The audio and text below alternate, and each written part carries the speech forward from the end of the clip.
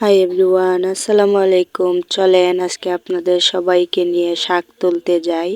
তো অনেক দিন পরে আজকে আমাদের পাশের বিলটাতে গেলাম।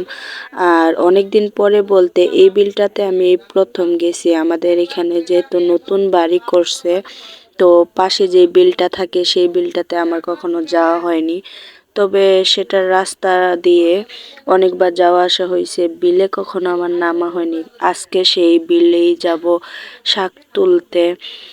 সো আপনারা সাথেই থাকুন। আর ওই যে আমার মাকে দেখতে পাচ্ছেন, সে আমার আগেই আইসা পড়ছে, আমাকে একটা ডাক দিছে। তো আমি আমার মামানিকে নিয়ে একটু পরেই বের হইছি।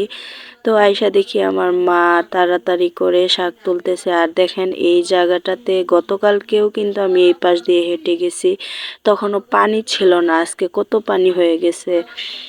আর এই দেখেন আমি শাক তুলতেছি, কি সুন্দর সুন্দর কচি শাক, দেখতেও ভালো লাগতেছে আর তুলতেও খুব ভালো লাগতেছে। আমি সেই ছোটবেলায় শাক তুলছি, আমার মনেও নেই।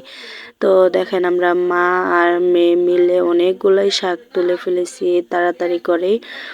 আর ওই পাশটাতে আমার মামানি শাক তুলতেছে, আমাদের সাথে একজন মামাও ছিল, উনি গরুর জন্য ঘাস কাটছে। আর আমরা তিনজন মিলে শাক তুলছি। তো আপনারা কে কোথা থেকে আমার ভিডিও দেখছেন অবশ্যই কমেন্ট করে জানাবেন। অনেক দিন পরে আপনাদের মাঝে ভিডিও নিয়ে চলে আসলাম। জানি আপনারা আমার ভিডিও দেখে অনেক বোর হন, বিরক্ত হন। তাও আমি অনেক দিন পরে আপনাদেরকে দু একটা ভিডিও উপহার দেওয়ার চেষ্টা করি। আসলে আমি অনেক খারাপ সময়ের মধ্যে দিয়ে যাচ্ছি। আপনারা সবাই আমার জন্য দোয়া করবেন যেন সব কিছু খুব তাড়াতাড়ি ঠিক হয়ে যায়।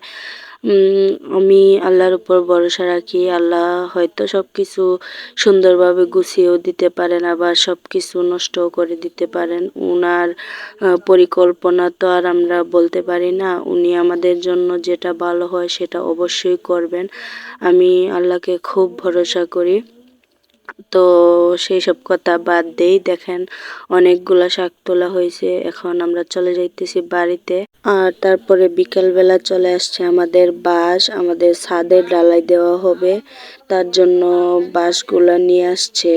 এই বিল্ডিংটা যিনি করতেছে, মানে রাজমিস্ত্রি কন্ট্রাক্টর, উনি বিকালবেলা বাঁশগুলা নিয়ে আসছে। উনি সকালে বলে গেছিল যে বিকেলে বাঁশ নিয়ে আসবে।